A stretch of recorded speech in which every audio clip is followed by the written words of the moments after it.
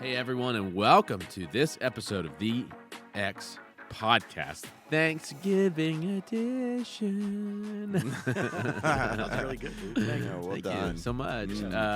Happy Thanksgiving. Happy Thanksgiving. How was your Thanksgiving? It was really great. Was it? Yeah, How was the turkey? It was so... Was it dried out or was it? How was the turkey? Before we get too far. Okay. We don't know how our Thanksgiving went yet. Yeah, we're recording this Prior to Thanksgiving. I will say I'm really excited about what I'm making. I'm making a buttermilk pie. What? Buttermilk pie. Buttermilk pie. It's basically nothing but buttermilk, sugar, and butter. What? Baked in flour and in a pie crust. But it looks really serious? good. How could it possibly be bad with those ingredients? I know. It's like This is like going to the fair and getting fried butter. Butter on a stick. I mean, what are you going to put anything It's on it? Like whipped Thanksgiving. cream or anything? for sure. Thanksgiving. No, but you make both those sound bad, though. You're like Yeah, butter. fried butter. deep Fried butter sounds gross. I'm sorry. There's a time and a place for everything under sun. I think the Bible says. No. All right. Hey, we That should time is the introduce fair. our special guest we He have needs today. no introduction. Oh, man. This man, Rick Jones. Welcome to the podcast. my Yeah. brother. Thanks so much. It's great to be here. I really appreciate you guys asking me, inviting me to be here for this. It's going to be a lot of fun, that's for sure. Yeah. So I feel like we should jump right into it. We What is- kicked Russ off, by Right. the way. Yeah, he's done. He's gone. We're Is just- he still alive? I don't know. He was sick, and we were like, "Don't come near us. Yeah, don't stay come near away." us. So, So, but we've upgraded. So, hey, Exactly. welcome. Hey, and here we We're go. glad to have you. so Rick, what political party are you? And can you just Yeah. who did you vote for? Gotcha. Well, Yeah, let's continue on to that. Let's see where the conversation yeah. Let's. goes. All right. Well, see if I'll be invited back. maybe we'll try to get it out of him before the end of the episode. okay. Who we but, voted for? Yeah, like he that. loves to do that with anybody. Yeah. So we're feeling a certain type of way with the holidays. Right around the corner. Good times, right? It's jolly season time of year. I actually did gingerbread houses with my kids last night. That Pre-built, or did you have to do the was whole thing? pre-built. Yeah, that's a good call. Yeah. Where you just decorate. Yes. That's a good Well, I mean, I wouldn't say just decorate, Oh, but I mean there was a lot of construction going on. oh, geez. But it was interesting. But lots of festivities going on, and a great time to think about things like gratitude. And so Yeah. that's what we're Yeah. going to talk about today. We kind of shared around an article that was on Apple News about this topic. And I thought you had some interesting thoughts. So why don't you just kick us off, Tim? And you Well, just the article I found this article on it was I think from Inc. was the news group that put it out, but I think it was called Inc. And it was an article about happiness. So it really wasn't about gratitude, but I actually think that there was a connection to it. But the article basically came out of a study that was done, and it was released, and the study kind of proved that people who are desperate might not be the right word, people who desire happiness tend to become the least happy. So in other words, it's almost like this idea that it's almost paradoxical, where those who really, really want to be happy and think about what they need to do to be happy and what they need to get to be happy tend to be the most let down, and they don't find that happiness, versus the other side, which is those who don't pursue happiness but maybe look for the beauty in each day or something good or just kind of live life in it. They can handle negative emotions better and tend to be happier. So I found it kind of fascinating because I think about our country, and I just think we are, I mean, maybe not just in our country, in our world, I think all of us are kind of obsessed with being happy. I mean, that's life. We just want to be happy. Don't you? That's a good point. Don't you want to be happy? Yeah. I think, have you ever seen the guy on TikTok that just asks two simple questions? Probably. He walks up to somebody, and probably. He walks his name up to Kevin? somebody. No, Oh, it's not named okay. Kevin. Well, he actually might be. But he walks up, and he just simply asks any person that's random. Yeah. And he says, "Hey, are you happy?"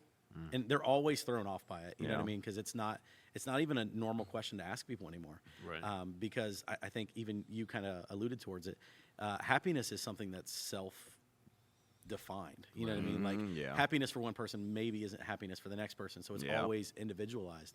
But he asked them, he said, hey, are you happy? And then if they either say yes, no, or give some kind of random thing, he says, why? And I just love the responses because they always put like the piano keys behind it. And it gets like real, kind of sentimental real fast. But it's so true. Like so many people that maybe aren't even looking to be defined as successful or defined as all these other labels that we can put on people. You ask them and they're like, yeah, I'm super happy. Yeah. I'm healthy and wealthy. And You know what I mean? And in my own terms. You know what I mean? Yeah. Which is really cool. No, it's Yeah, true. when I read that article, there's two things that come to mind. I think I don't know if I believe every part of it because I don't know if we're obsessed with our own happiness as much as a culture to overgeneralize. We're obsessed with what makes other people happy, what seems to make other people happy.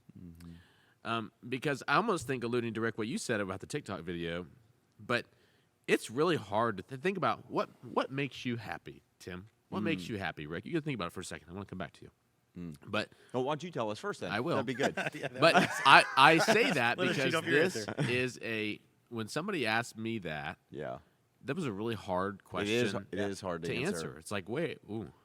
How do you define that? I through a lot of soul searching, I think and maybe I'm just projecting my interior world on the world, but thinking I know what I should want and what seems to make other, all the things, possessions and certain cars and certain this and certain Truck. houses, a truck, which New truck. I got that. And So you're happy. Is what you're saying. You're doing pretty and I well will right say now. It does make the truck me happy. make you happy? But I did it. Yes. It's a utility thing. and Uh-huh. I need to get rid of the minivan. Yeah. Yeah. It's utility. And get I it, didn't finish my basement. Just painted my garage today. It's a really nice I just painted my garage Nissan Titan, today. though. Oh, you did? And I have the hookup when it comes to cars. I do have to say. Did you paint Yeah. your garage because you're putting your truck inside of it? Yes. Got it. It So needed to look you better wanted your for your garage to truck. look good. That makes sense. That's No, but funny. it does make me so happy. Yeah. But my point is that it's hard to pinpoint the things about you. Like, what do you love to do? If maybe your spouse or your significant other or your kids came up to you and said, "What can I do that would make you happier today?" Yeah. What would it be? And I think that's a hard question to ask yourself. But I think that if you were to say what makes people happy, we'd all have an answer, a quicker answer. I like that. That's it. Yeah. That's So- a good point. What say you? What say me? Oh. And what makes you happy? You know what? It now that is- you've outed me, It is on indulging. Well, and you said I- what, a new truck made Hot you tub? happy? No, I hate the hot tub. I don't ever get in it. I just spent the last what else have you week. bought on the podcast? Now that I okay, we have a hot tub and I hate it. I'm in the same boat. I'm telling you, I hate it. I spent a week trying Chemistry. to just redoing the whole the thing, worst. and Rick just I bought a historical tractor to make it. yeah, he did. We said we're not gonna Okay, talk about wait. this. You have to wait until it gets to him to tell about I'm his sorry, I'm just feeling violated. historical I'm feeling tractor. super violated. You guys brought up the truck. so Yeah. I'm gonna throw everything. Okay. Great. It made sense. Let's here's the thing.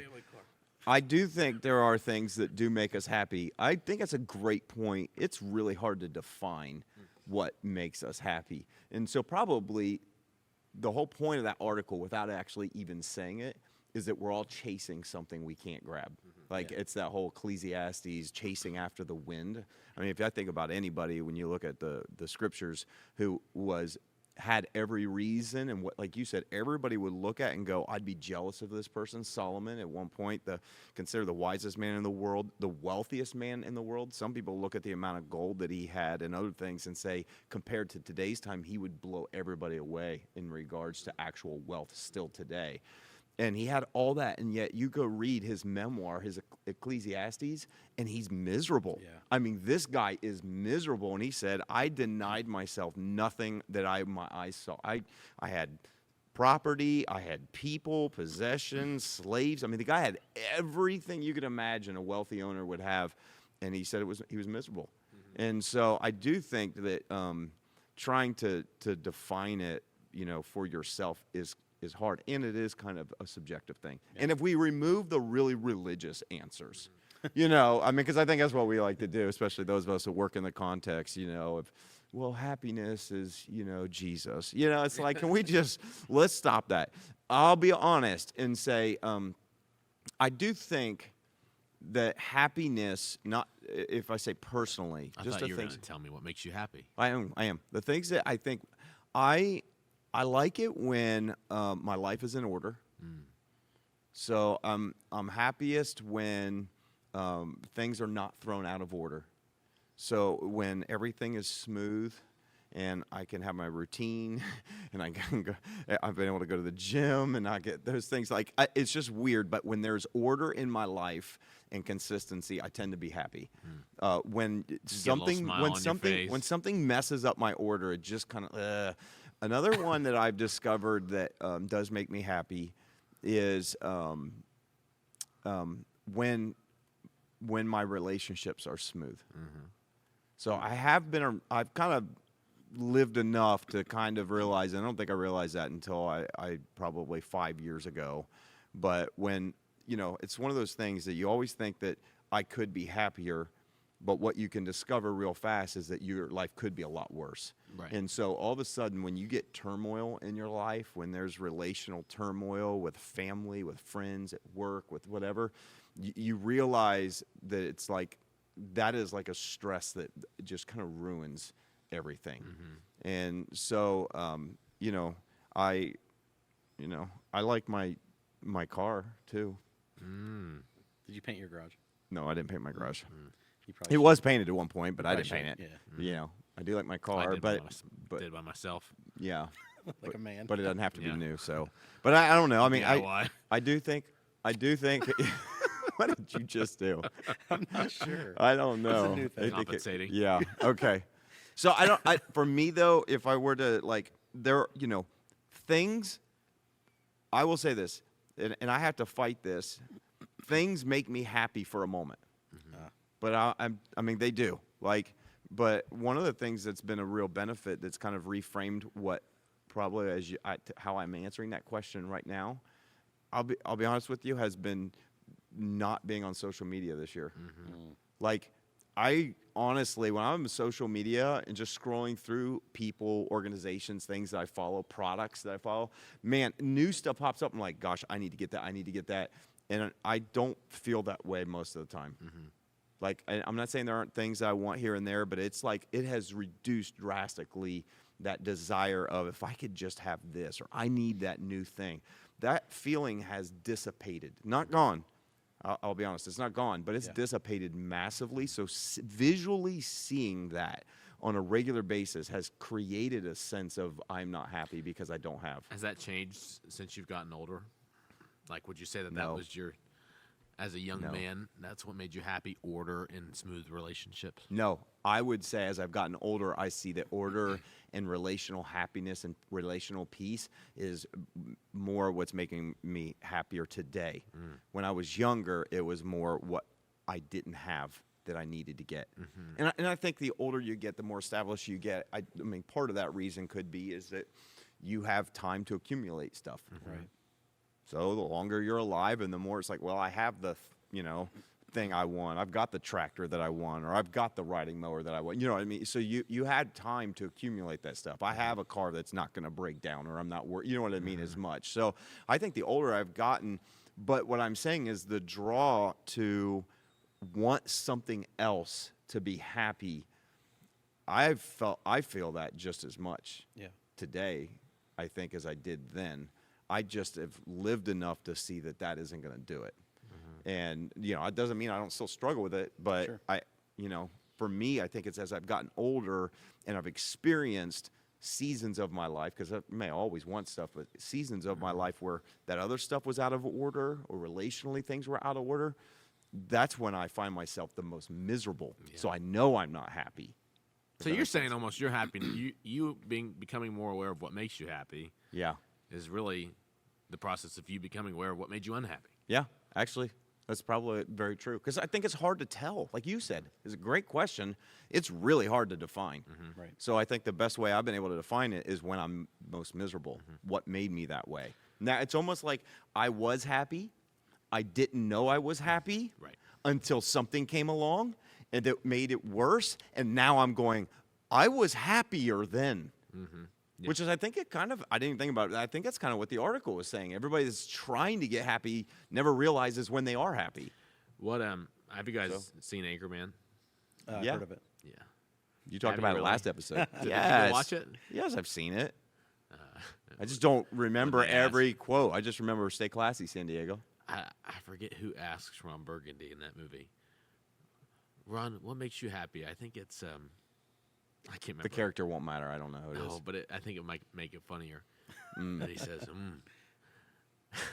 my dog, Baxter. He says it just like Yeah, that too, he very does. well. I think I can't remember. But what makes you happy, Rick? So, again, I think that this is a really Old tractors, interesting question because new shoes. they're new shoes and old tractors. They make you happy, and just like we said, it is momentary. I think this is the key word of happiness. I think happiness is that thing that we could talk about that is continually changing. It's ongoing. What makes us happy right now won't necessarily make us happy next week or the week after. You know what I mean? Because the situations will change. So if we really look at like the theology of happiness, it's almost like happiness are things that go right. Those are the things that we don't have delays. Like we want something and we get it now. We're happy. We need this, and boom, that need is met. You know what I mean? Like relationally, everything's going right, just like you said, Tim. Like those things happen, and it's now I'm happy. But when things are put on delay, oh man, now I'm not happy anymore. Oh, when this happens, and so happiness, good. The opposite of happy, bad. You know what I mean? So I think that's where the weird part of like knowing what other people need to be happy might be easy, but for us saying what makes us happy might be super difficult. So what does So you make didn't happy? answer it though. Yeah, I feel but like he's that's skirting why I'm it. trying to. That's why I'm trying to like Webster this thing a little bit because for me to get to my answer, like I think everybody just I guess kind of needs to feel where my head's at because again I think happiness also comes through all the different difficulties that we go through. Something that you might take for granted in one season of your life might become truly your happiness in the next season of life. Pastor Kevin, I think that you actually said to Pastor Tim, like, hey, is that because you're older? And I really like that question because as you get wiser, as you continue to do that, those things change a little bit. So the things that make me happy, one of the biggest things is order. Like if everybody knows their place, they operate within it, the kids go to school at the right time, they got their homework done, they can come home, they can operate in everything that they need to operate in. I can operate as a parent, as a dad, everything that I need to do. My wife can do everything that she needs to do. Then the world goes round, and it seems like everybody's happy. So I love those moments. I love when everybody knows their lane. They can stay in it and can expand the guardrails a little bit. That's when you see your kids begin to grow. That's when you see yourself begin to grow. And I think a lot of that does come from order for me. I'm also a fixer. I don't care what it is, if it's something mechanical, you know what I mean? Like I'll watch YouTube and figure it out. Or if it's a relationship, or if it's somebody's problem, or if it's those things, I find happiness in that, like very fast. Like I don't even, like there's a couple situations with people that I'm dealing with even like today where, you know, they're going through some stuff and they get to talk to me or I get to talk to them, either way that works. But I leave the conversation happy because I got to help this person maybe see things from a different perspective, or maybe You're an find- Enneagram 2. I am a hardcore, like the That's the poster child. helper. So The poster that's- child for it too. Maybe I wonder if Enneagram, kind of shed some light into what each person sees as It'll definitely happiness. help you. Yeah. But also simplicity. Like, so not just the organization, not just helping people, but like when everything is very, very simple and stripped down and basic, man, I find a lot of happiness in that. Where there's not all the glitz and the glam and the things that are way above and beyond. I tend to find way more happiness in like sitting around a campfire with like just some close friends. And those things are those instant stargazing moments where it's like, okay, this is happiness. You know what I mean? So Yeah. I think that would be my 3. You seem to get emotional when you talk about it. No, but I think that there is a level of like when you find and can define and reflect on happiness, I think that there is a level of that where you're like, why don't I do that more often? Yeah. not to get too far into it, but I think you've been through, Rick, a lot of, I think you have a unique perspective because you've been through a Yeah. lot of tragedy. Yeah. And for so, sure. how has that shaped? Maybe for people who don't know your story. Yeah. And how has that shaped the way you view happiness, maybe in this? Yeah, for season sure. of your And life? and maybe for those that haven't kind of been on this journey, my late wife passed in 2014, and it was one of those things where you never expect that. 32 years old, doing life, the pursuit of happiness with the family was there, and everything got flipped upside down, and it was that moment where I was even speaking of, where it's like those times in your life that you take for granted happen so fast, and then it's like, oh, the campfires, oh, the things that TGIF, that used to be a big thing when I was a kid. There used to be those four You shows. mean the TV shows? Yes, the four TV shows You're dating was like the yourself now. Winslow family, Family Matters, all those things. He doesn't know, but Yeah, it was really cool. There's a lot of people that are connecting with me right now. But that for me was those moments that I hated almost growing up. It's like, oh, it's a Friday night, Mom and Dad, we got to sit around this. And now it's like, oh my gosh, like that is a true statement of eventually seeing happiness in your life. So there are things that you regret, that you miss, that you don't want to miss again.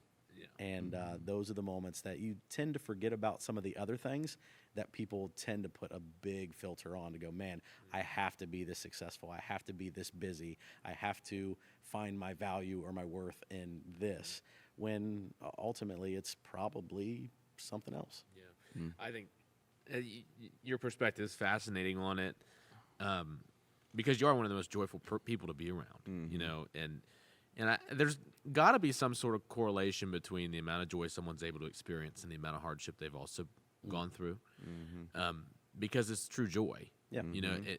It's comparative. Like, how can, there's days where I'll sit in my, my house that's got air conditioning and indoor plumbing and water I can drink out of a spigot, and it's 5 minutes away from 18 different fast food restaurants I could go, and how could I sit in a house like that with my streaming channels and my fireplace and sit there and feel like my life is miserable, and be unhappy when low hanging fruit comparison, but there's a kid over on another continent who struggling to find their next meal. Or how about this? Right down the street trying to find their next meal. True. And how So you're saying that happiness is connected to perspective. Oh yeah. That's why I almost disconnect a little bit on the article because the article was kind of, so it was talking about almost like toxic happiness. People who are focused on happiness are the least likely to find it. Yeah. And I don't know if I agree with that as much as I agree with if the most important thing in your life is that you are happy and you're willing to go to whatever extent to make yourself happy, Then you won't get happy. Right. Because but I think you that's won't what the find article happiness. was saying. Well, I think that's what the article was saying. okay.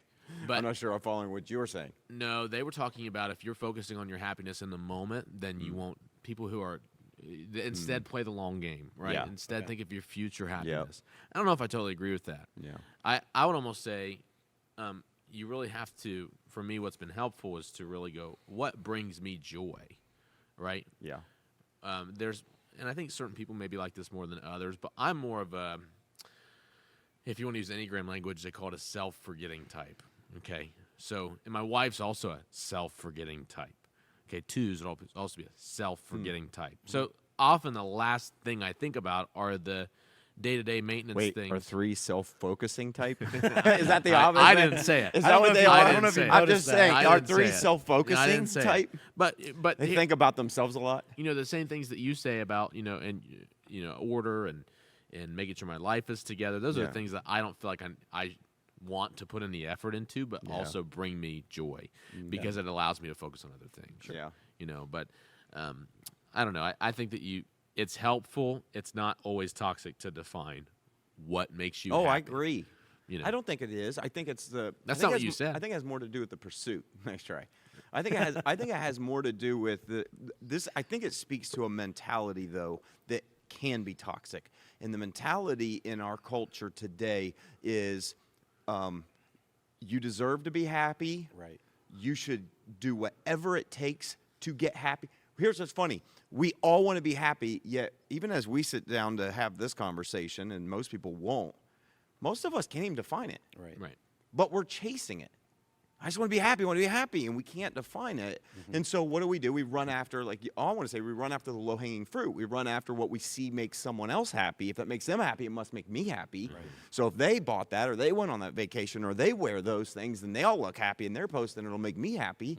So we run after those things, and I think one of the things that is connected to a sensation of happiness is a dopamine hit. I think whenever there are things in our life, they say that these create dopamine hits, which create addiction, or shopping can create a dopamine. I mean, buying a car. I bought a car earlier this year in February. That is exciting. It's exhilarating. You go out in the garage and you're like, yep, it's still there. Boy, it looks really good. I'm good. You know what I mean? You're like, hey, you want to go for a drive? Yeah, I just want to go sit in the car. Just go drive, you know? It's warm in there. It's because there's, because it does create this chemical release inside of us that makes us feel good. And so what we've done is, as a culture, is we have associated that chemical release with happiness. Right. The problem is that's just a momentary chemical release that makes us feel something. But what do? And this is where addictions come from, is that we keep going back to those dopamine hits. We keep going back to those things. And next thing you know, you're a slave to it. Yep. Right. And so I think that what I'm saying is I think that the article, and again, this is just a study that was done. This was posted in the American Psychological Association. I was on their site. Like, this is something that culturally, we're investigating that I think scripturally already speaks to. Right. And the idea of discovering contentment and discovering where you find true, like you said, joy. I just think we miss it as a culture if we keep chasing dopamine hits without even realizing. And we don't know. People, we don't have conversations like this. When was the last time you sat down and had a conversation to go, what makes you happy? I mean, it's an odd conversation to have, but it's true. You have to process through it. Yeah. I will say, especially holiday season, you start thinking about how grateful you are for the things in your life, all different for everybody. But just the vein of what you were talking about, Rick, the whole idea of helping people can bring you that same sort of joy. And it even said that in the article, right? Yeah, at the end. You want to try to find some of this happiness. Here's a couple tips. Yeah, it did. It said serving others was one of them. I found that fascinating. It's like, I don't know. I think that you have, like you said, Tim, these quick hit kind of dopamine things, and looking at your phone or buying something new, which always makes you feel good. Online right away, shopping, or hitting order, place order. Yeah. You even go, more cynical with it. But people who cheat on their spouse, people who, basically. How about adrenaline junkies? Right. Drug jumping addicts. out of airplanes. Yeah, I was just gonna say addicts. Addicts are the same way. Like that whatever they're addicted to, those quick hits of whatever it might be brings that very short satisfaction of happiness. But it's what people go towards. You get to crash down and oh my goodness, the self-doubt and all the things that you just start self-reflecting on. That's horrible. And I think that and that's why I will keep re-emphasizing my belief in the most important question you can ask yourself is what does bring you joy. Yeah. Because I was that person, I addicted to chewing tobacco, and so that was, is 3-4 times a day, man, to get that dopamine hit, and and it almost becomes your best friend. Sure. It's a great part of your day. People who smoke cigarettes, people who have smoked or done any of those things before. It makes you happy. It makes you you look forward to it. It's lunchtime. I get to eat lunch, and then I get to go do that, or I get to, and I think that if we don't identify the things in our life that bring us true joy, right, then we'll settle for the counterfeit version. Yeah. Right. We'll settle for the stuff that, like you said, Tim, will lead us towards a place of enslavement. Yeah. I personally think as we are celebrating Thanksgiving, like you mentioned a holiday season, I think there's a lot that this ties into because, I think you see some of the best and some of the worst of humanity come out in holiday season. For sure. I think some of the good that you see between Thanksgiving and Christmas is it causes us to focus on what we're grateful for. And I do think that's part of happiness is like, it's the whole idea you're pursuing something that you you probably already have, if you'd recognize it, that could make you happy. You know, you realize you're happy, and so gratitude. And so that's one cool thing I think about Thanksgiving is that hopefully it focuses you to think about what am I grateful for, Right. and you know those moments like you said where you take away all that stuff, but if family's there, and you know, and you can sit down and have time with family, you kind of, you know. But I also think too with Christmas season, the best of what comes out is when the generosity of our spirit comes out, and we enjoy getting things for other people and watching our kids or other people open something else that you thought about them and you got them a personal gift or something, you know what I mean? Yeah. Because they mean a lot to you. Like you see that outward focus, and then at this time of year, you also see some of the worst, which is the consumerism and the greed and the, you know, that comes to light, and I think you're never content, and so it's black. So we have the oxymoron, the paradoxical experience of 24 hours from let's reflect on how grateful we are for what we have to let's have the biggest shopping day of the year. Right. Let's go from Thanksgiving to Black Friday to where we got to have, buy, get all the deals going, people getting into fights in Walmart and all this stuff that's happening. That is our culture. We are conflicted. Right. We are a paradoxical culture that is conflicted. We want happiness. We don't know how to get it. And I think if there's anything that maybe this season could help us is not thinking it's out there, but realizing maybe it's within and discovering what we're grateful for. I agree. I think so. You're saying as the pastor of this church and the pastor of the podcast, you think that we should buy less? Buy less, save more. Disagree. So what are you getting on Black Friday? You know, Do you know what we used to? Black Friday is my fun. anniversary. This is something. Is your anniversary? Yep. Really? This year it's Saturday, but I got married on Black Friday. So do you have to like make a deal, like, you know, hey honey, you get me this, or I'll get me this, and then you get you that. What are you talking about? Have you ever done that for? No. You know. Nope. Well, Did we should you- probably not talk Wait, about that. did you do that recently? It's like, hey, if I can buy a 1972 tractor, Right. Then you can get a dog. yeah, that's precisely what happens. And I love what you're talking about too, because we all know this, but it hasn't gone 24 hours anymore. Like it's not like, No, oh, you're right. Thanksgiving's Shop one day on and then- Thanksgiving. yeah, it's now where Yep. people are having Thanksgiving lunch so that, you know, everybody can get together and go shopping on Thanksgiving. You should run for office. night. However, you did that.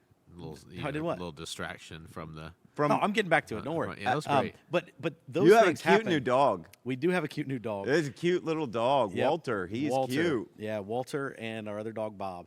We have old man names because I personally think that it's hilarious, especially when they get loose and then you Yeah. have to run around and say Bob and Walter, and you think you're looking for like your But grandpa. but not to go past the story. You wanted a tractor. Yes. So the typical give and get in our house is if I want something and my wife wants something, typically one of us doesn't get our way. We both have to get our way. So if I get something We're the same way. like an Yeah. old tractor, That's why I love my Well, wife's birthday because I buy something for her. Like, ooh, one for you, one Yeah. for me. So here's a funny story. We did that about 3 weeks ago. My wife was on there shopping. I don't know, she was looking at new Apple Watches, the Series 7 watches, and we've had Apple Watches. Again, we should be grateful. I mean, how many people have Apple Watches? Right. You know, hers is a Series 1 that we have glued back together. Like 5 times. I'm not lying. Like the whole face of it's come off. But she really likes the color and all this stuff, and they just come out. So she was like, man, maybe, they came out with the color like I like. Maybe I should get one. And then that turned into, the button on mine and the dial doesn't work on mine either. So she was like, do you want to just get Apple Watches for each other for Christmas? So I was like, fine, if you want to. Let's So we just get ordered them for Apple each other Watches. for We don't have Christmas. them yet, but that's and by what the we time got we for get to Christmas for Christmas, each other. we'll forget that's what we bought. Yeah. Have to get something else. Right. It is funny how we're just creatures that just, But That's what we want. Here are illustrated in those stories you guys just said.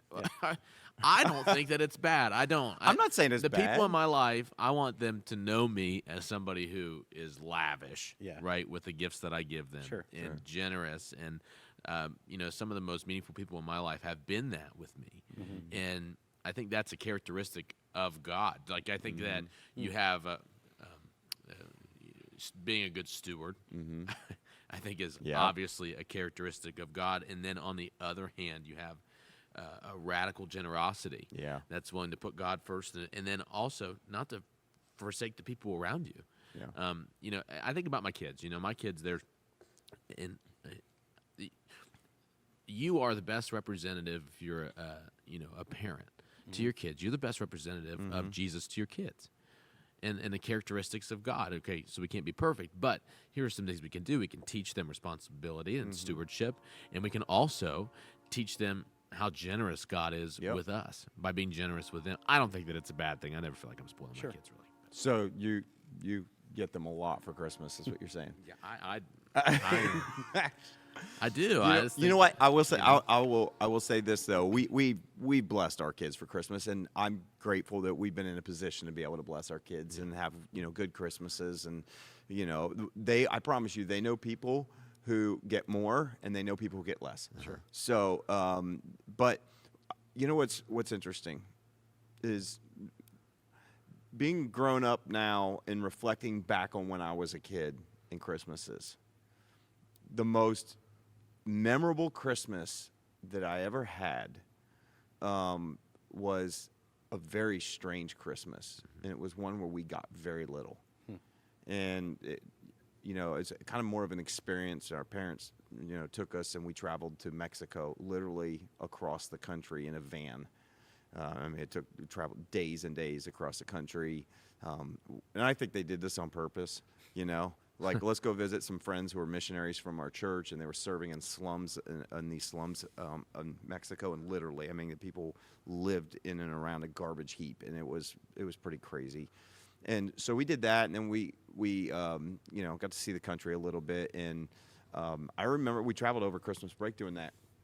And I remember, it's funny, but I can remember what they got me. I don't remember hardly any of the other Christmases, but they got us all these, big blankets from Tijuana. Like, when we went to Tijuana, they, picked them up, and we didn't know. We didn't get a lot. I remember my birthday's 2 days after Christmas, and I got an RC car, a little remote control car. And, and it was the greatest birthday ever. And whenever we stopped the van on our 5-day trek home, I would take the RC car out and wheel it around in the, and what's weird is it was it's the most memorable. Yeah. And we didn't get the most stuff. It wasn't when we got the most stuff. And so, when I think about those kind of things, I think, man, what will my kids remember of Christmas? Yeah. Most of the time, they probably won't remember, honestly, they probably won't remember most of the stuff and the expensive stuff or any of that we buy them. Hopefully, they'll at least remember the memories. Like, my wife, I don't know, you guys, my wife, our kids are pretty grown. And my wife, since they were little, has been buying them Christmas pajamas. I'm like, honey, they're grown. Like, my one daughter moved out. She's married. They're going to come over. Okay, now we get pajamas for him too. Right, exactly. And it's like, wait a minute, they're grown. At what point do we stop giving them a pair of pajamas they don't wear every year? You never do, baby. So Never. maybe they'll remember, those kind of things and memories, but they're not going to remember, these expensive shoes and all of these. I promise you, they're not going to remember that stuff because I don't remember This it. is like a totally super spiritual, connection or analogy. That whole what was the story of that woman who gives the one The two mites, or the the two little, mites, the little, right, yeah, and- 2 copper coins worth a and- fraction of a penny right in and treasury. and it was what Jesus has said. She gave more than all of She you put in combined. more than all the rich, all these wealthy people did. And so this is super, I'm not even sure if it really makes a ton of sense, but in my life, the people that were super generous with me towards the holidays were people who probably, I like where you're moved going with heaven this. and earth to make that happen Yeah. for me. Yeah. And I like for where you're going with this. because they wanted more than to give us something nice, like whether or not, because my kids are at an age where they don't know how much the things I buy them cost. Yeah. But one day they will know how much intention, how important it was to me to create an experience for them, hopefully. And so for me, I have people who in my life, generations and generations back, who they made it a priority to show, an enormous amount of generosity around the holidays. Yeah. And it wasn't for them, for the house they lived in and that, humble. But I don't know. I think it means something in order to set the tone for your kids. So. I love where you're going with this because I saw somebody put on Facebook a couple years ago even, and it was like, hey, if there's going to be one overweight man with questionable fashion that's going to get credit for these presents, It's gonna not be me. Santa? It's going to be me. I know it. It's not going to be Santa. It's going to be me. And I feel like there's a lot of parents that just sacrifice to give their kids maybe what they missed. And Tim, like you were saying, like one of your most memorable trips was that trip when you went down and visited the missionaries in Mexico. And honestly, I started kind of, going through the history book of my life, and I'm like, man, honestly, it's the same way for me. I can't remember any one gift that I opened, but I always remember my parents were so smart at this. They would get the big gift that was like, I remember the big one was a Nintendo. And it was for me, my brother, and my sister. You know what I mean? And we just played that thing all day, like blisters on the fingers. Duck hunt, the gun was broke like that day. Like it was all, but that was the time. It was the family time. Hey, let's figure out how to hook this thing up to the TV and do this. It wasn't like a specific one gift that made anything happy. Yeah. It was that time that we spent together. It was the road trip. It was it was all the things. And that's where I loved where you're going with this, where it's like, man, that person that tried to make happiness in the form that maybe spoke to us individually, they sacrificed the most to do that for you or me or you, Tim, specifically. Yeah. I can remember a time when it was, I think my most memorable Christmas, if that's where we're going with this, it was 2004 going into 2005, and my uncle had just been told that day before. We had a big family Christmas. My uncle had cancer, and he was like 42 years old. And he'd just been told, or the whole family had been told, that he had days to live, and they were going to take him off life support. And I'm like 9 years old at the time. I remember this stuff vividly. And I remember that Christmas when the whole big family gathered on Christmas night, like we still do to this day at my grandma's house. It's my grandma's son. And my uncle was the guy who passed out Christmas presents, and so it was a really it was a hard Christmas. Like the whole mood's different. Yeah. But when you create, how do I say this? The love that was in the room had been created over decades, and people who made that tradition of us getting together and just loving on each other ridiculously. It's just stupid what we buy for each other. And, it helps you wade through the times that are maybe not so great. And so, I don't know, when I think about happiness, when I think about joy, it's like, what are the pillars in my life and what am I creating for my family? Like you said, like what are these things, these pillars that we can stand on, as while life's going okay, we're all of us are healthy. That's good. And you might be listening to this and your situation might be different, Sure. Yeah. but we all have our things. And so the thought process for me is, while everybody's healthy, while things are okay, like how can we set pillars and traditions and how can we tell our kids and show them who we strive to be by the experiences we create for them. This is what's important to us. This is what will be important no matter what. And then through time you can show them, through adversity and things. No, I think that's wonderful. I think it's great. I think if we, just to probably wrap the whole thing into this idea of discovering happiness. You can't discover happiness outside of yourself. You can't it's not in something that you can get. It's got to be experienced within. And, we talked a lot about joy, and I always hate how I think sometimes, I've done this. I think, you try to, we do this in the church world, compare and contrast happiness and joy. Right. I'm not really sure we know the difference. Right. In reality, but happiness is momentary and joy lasts for a lifetime. Okay, I understand that. But I do think that there is a deeper and more profound sense of joy that you can experience that is not found in what is around you. It is within you, and I do believe that you can experience that through the presence of God in you. I mean, the Bible says that the part of the fruit of God's Spirit in you is joy. And I mean, I can think about just even the Apostle Paul, who would write, the book of Philippians, and this theme of joy keeps coming. Oh, rejoice, over and over again. I say rejoice. And he says this over and over, and he's writing it from in a prison, or from a house arrest, being locked up for something he didn't do and that he was accused of. And to think that it's like he also in that same book would write, I have found the secret of being content, whether it's in plenty or it's in want or it's hungry or well fed or naked or well clothed. He said, I have found the secret of that. And what he discovered was it's not in things around us. Right. It's within, and he found it through a relationship with Christ. And so I do think if there are any people on this earth that should be the happiest people on the earth, it is people who follow Jesus. It's the people who have the presence of God in their life. And yet I think that's also the same struggle that probably all three of us would say here at the table that we feel, is that I'm fighting against a sense of I need this to be happy, instead of recognizing that I have the source of joy within me. And again, I think it's a constant battle. It's a constant struggle. And maybe this season, Thanksgiving, Christmas, how do we reflect on that and find it? But one thing the article said was, take the long view. And I think instead of trying to pursue it, try to find daily moments. How can you find moments that are just filled with joy?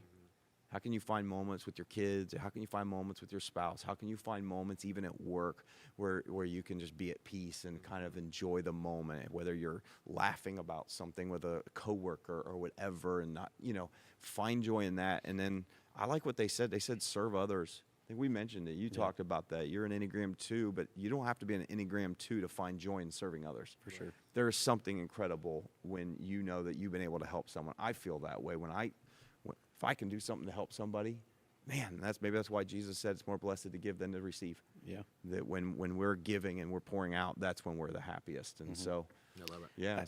I could see that too coming from the outside church world, looking into the church world. Like it would be a bad business plan if God put us all together. And a lot of times, some Christians seem to be like the worst mood, mellow, level-headed. You wouldn't say happiness. You wouldn't say joy. Yeah. You wouldn't say peace. You know what I mean? Because they're maybe setting themselves to a standard that it's unachievable. Yeah. And it seems like a lot of people that wouldn't know these things would say, oh my goodness, this is a bad business plan that God put on Christians to try to be happy or joyful or peaceful or whatever. Because I look at it so often where it's like, serving others, giving other people things, and then of course this releasing on Black Friday, I'm thinking about it and I'm like, I love to give people things, I love to serve others, but man, if there's only like 5 of the things that I'm looking for, like I'm not letting somebody ditch me in line, you know what I mean, to try to serve them, to do that. Like I'm gonna make sure that I get mine, you know what I mean? So that's the weird kind of like dichotomy from that. But I also understand where you take little bits of happiness and you infuse that with other things, and it turns to joy for a lot of people. I love encouragement.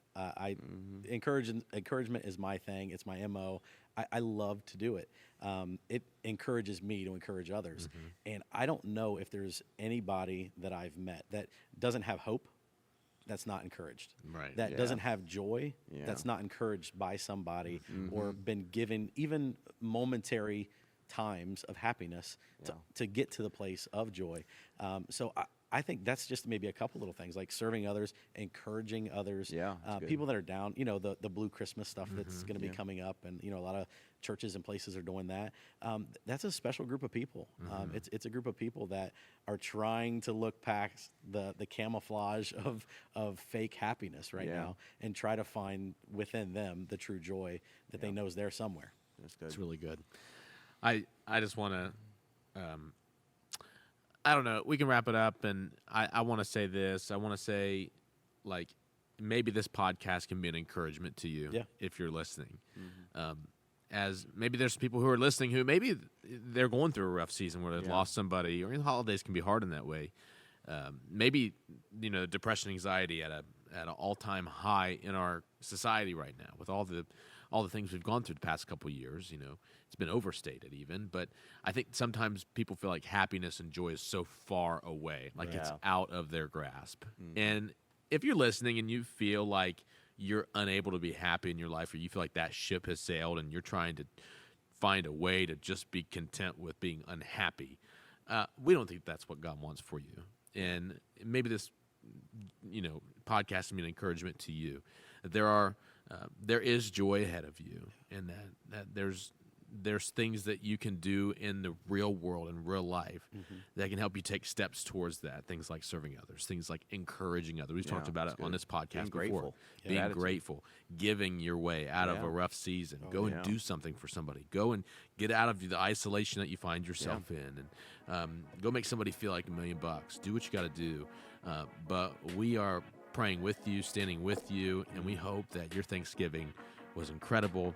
And we would love if you reach out to us through an email. You can email podcast@thex.church. Maybe a question, maybe just some feedback. Maybe you've just never let us know that you listen to us every single week. We'd love to hear from you. Rick, thanks for being with us here today. Thank you so much Tim, for having thanks me. as I really appreciate it. always. And we'll see you next week for our next episode.